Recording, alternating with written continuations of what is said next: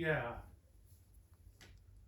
I suppose I may already know the answer, but how do you know if what you're doing pleases Krishna or where you stand? I suppose you would need Guru to tell you, right? That's best, because a more advanced devotee can only feel happiness because what he's doing is pleasing his guru. So he's not feeling happy, it means his guru's not happy. If we're not so advanced as that, we're still materially conditioned, so we're affected by material things. When you get this very nice halva, you'll go, oh, this tastes so good. This makes me happy. And it's also service, it's prashadam. But we're very much affected by our senses. So we're not really in a position to judge. So you should ask. Later, a more advanced devotee knows what the guru wants without having to ask. He knows this is the highest class of servant. He knows what the master wants, the master doesn't have to ask. Next level, he doesn't know, but he's listening. And whatever the master says, he's off and running. Very low class, he's very whimsical. The master wants something. Yes, I am thirsty, I would like some water. It brings you some hot milk. Because he's thinking I would like hot milk. So you would like hot milk. No, I wanted water. Different grades. So you have to know your own adhikar, spiritual qualification. Ask. Your intelligence, consciousness, everything's not purified enough. Understood. Yes. Anything? Anyone else? How does one begin the journey of finding Speak Guru? up a little. How does one begin the journey of finding Guru? Well, right there.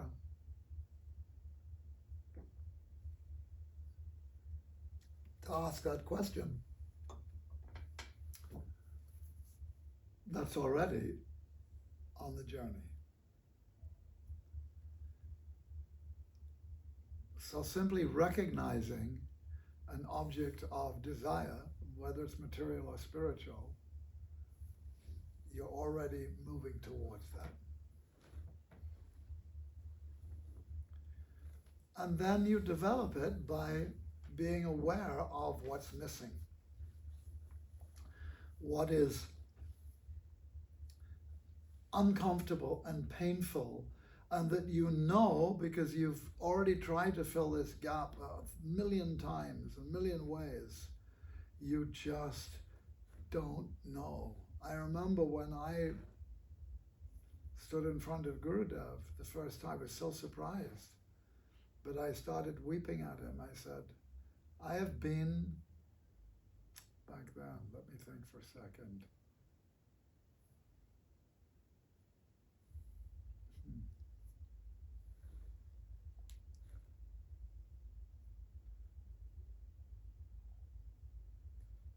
Yes, I said, for over 30 years, I've been trying to be a devotee.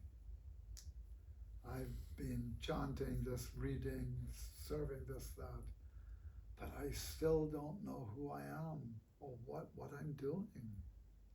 And I was desperate in that moment in front of him. I was desperately aware of my condition. Even having come to this path,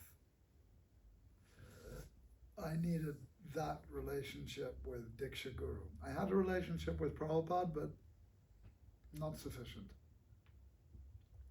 I never received Diksha from Prabhupada.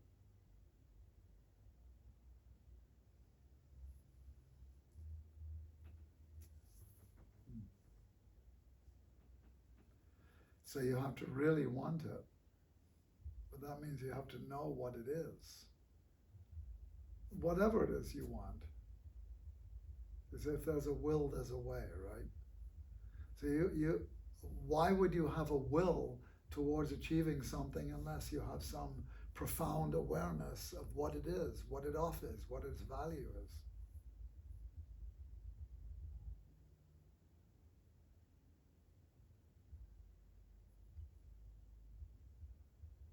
Yes. So become aware of what Guru is. Read, study, read about Guru. What is Guru? What's the need for Guru? And what is my condition?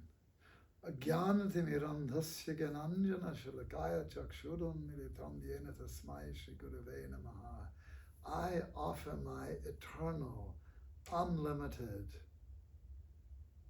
grateful obeisances to my spiritual master, who is opening my eyes with the torchlight of knowledge, because I was born in the darkness of ignorance. I'm in ignorance. I'm in illusion. Do you know what that means? You have to feel that. You know, we could write a paper on it. Most of the time we can say it, but we're quite happy being here because we're so materially conditioned. There's so many sense objects.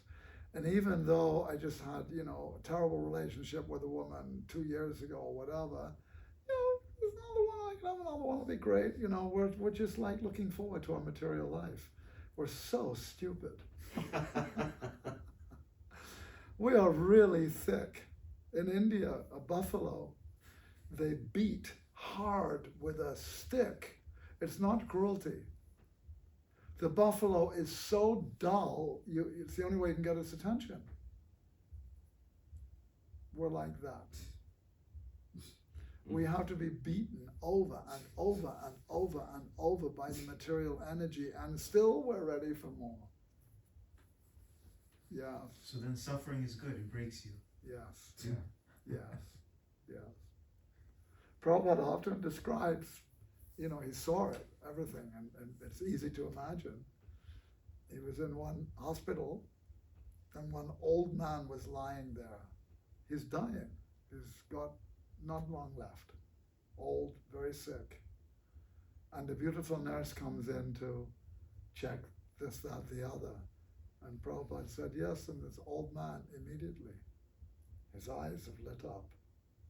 Oh, so beautiful, so pretty. Thinking how I can enjoy. So this is what we're up against. When you have the chance to be in the presence of a guru, when you hear coming to town, go. Because their energy will actually awaken your desire. They will give you the desire to seek Guru. They will give you the desire to be Krishna conscious. They will give you the awareness, oh my God, this is terrible. On your own, it's just you and Maya. Happy couple. Each one of us. Maya's with us every step and holding on to her arm. Yes, Maya.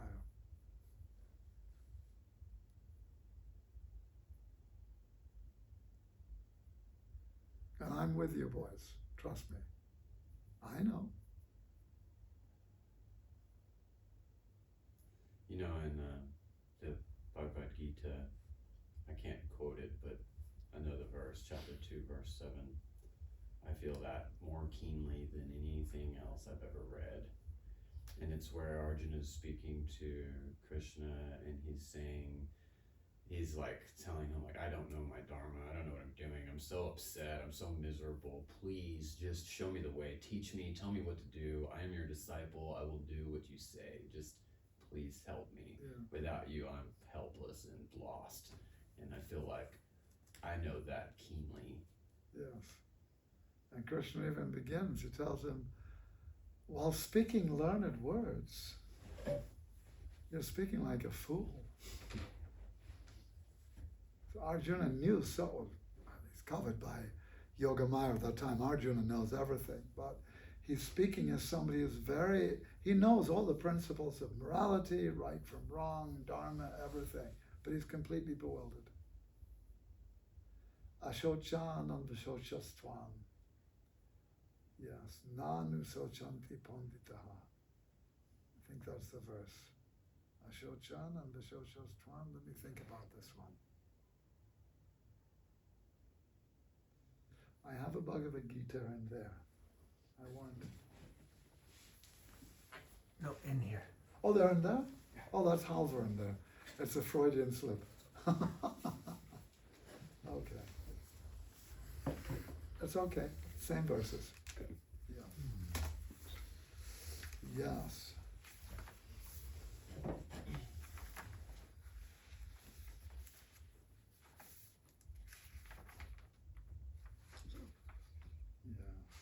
Yes. Ashochan and Vashoshas Twang Pranivadam Shabashasem Gatasun Agatasun Cha Nanushocham Panditaha. Though you are, Sri Bhagavan said, though you are speaking learned words, you lament for that which is not worthy of grief, the body. Those who are truly learned lament not for the living nor for the dead. We're never born, we'll never die. Yes. Yes. So Arjuna is aware of the cost of his ignorance. He's suffering. He's suffering. Without suffering, we're too excited about the possibility of what we can enjoy next. And this goes on and on and on and on. We get lesson after lesson. You know, where it doesn't last because we've got such a thick layer of ignorance. So bit by bit by bit. So what to do? Stay in the association of devotees, keep chanting, take prasad, keep hearing, and when you have the opportunity to hear from a pure devotee, then jump. Sadhu Sangha, Sadhu Sangha. Hold on a minute. Sadhu Sangha, Sadhu Sangha. Lava mantra. Sadhava Shastra. Sadhu Sangha, Sadhu Sangha. Sadhava Shastra Hai. Lava Matra, Sadhu Sangha. Sadhava Siddhi Hai. I may have gotten the Sadhava Shastra and Sadhava Siddhi mixed, the order. But it's saying 3 times, when you see 3 times any instruction, phrase, is very, very, very important. Sadhu Sangha, the association of sadhu. In this regard, sadhu means pure sadhu Vaishnava, pure realized soul. It doesn't refer to, for instance, Kanishta, Madhyam, neophyte, middle. It means realized, pure sadhu Vaishnava. All the scriptures tell, Sarva Shastra Hai, Kai. Lava Matra. Lava Matra refers to the smallest possible fraction of time. 1 fraction of a moment in the presence of a pure devotee can give you all perfection, sarva siddhi, not yoga siddhis, mystic siddhis, nothing. No, can awaken your soul. And then we got to go to the business of getting up and come. But that initiation, that initiating moment is there. The transcendental energy is completely superior to the material energy. So regardless of what material conditioning is there, the spiritual energy is superior, can dismiss it. Just like the Yamadutas, when they came for Ajamil, the Vishnu Dutas completely trumped them. The Yamadutas could not resist them,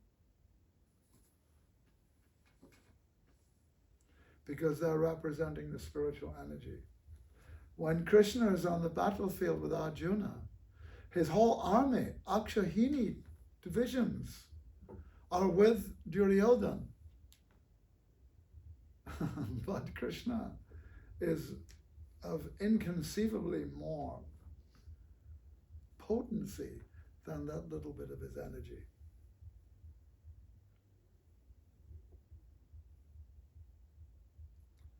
So, regardless of how covered over we are, the transcendental potency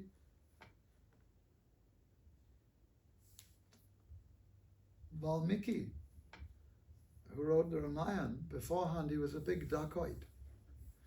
He was stealing and killing, murdering, raping. He was so sinful that when his guru gave him Ram Nam, he could not chant. He couldn't. So I think it was Narada Muni. He said, all right, you're not able to chant Rama, so you can chant death. Death, Mara. Mara, Mara, Mara, Mara, Mara, Mara. You say it enough times.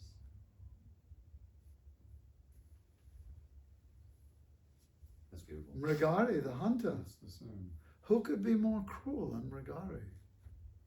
Narada Muni was going through some woods and he started to see these traps, terribly cruel traps with little animals, birds, squirrels, whatever, caught in them, not dead, in agony, in suffering most horribly, pierced in terrible ways. Traps designed not only to catch, to kill, but to cause great suffering.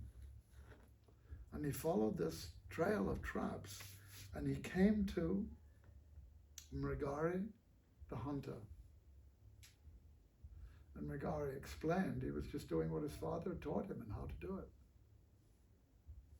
Anyway, this one meeting transformed Mrigari into a pure devotee.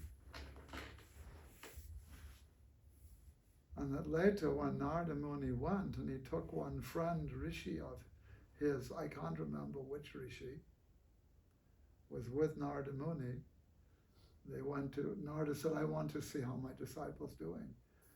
And Mrigari saw, and immediately he came forward to approach his guru to offer, but he didn't just walk towards him, he doing this curious little dance that was not straight at all. And Narada Muni said, what are you doing? Oh, Guru Maharaj, there are so many ants here. I don't want to disturb the ants. On the other sage, he was happy to cause the greatest pain to other living beings. But because of 1 minute's association, one moment with a pure devotee of the Lord, Devarshi Narada, now he's unwilling to even disturb an ant.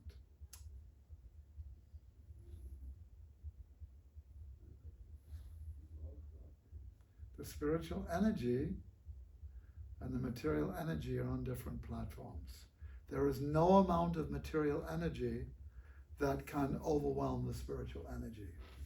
One name of Hare Krishna can destroy all material conditioning, but it has to be chanted purely. That's the caveat. But the power of the name cannot be underestimated.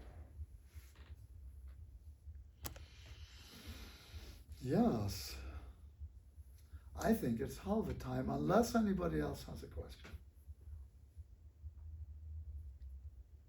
Brad, do you have any questions, or you're just in operating mode? A little bit in operating. Yes, yes. Good. Hare Krishna. Jai Shri Gurudev, Shri Prabhupada ki Jai Ho. Jai. So, cups are there, little plastic cups, halva's there, wooden spatula is there.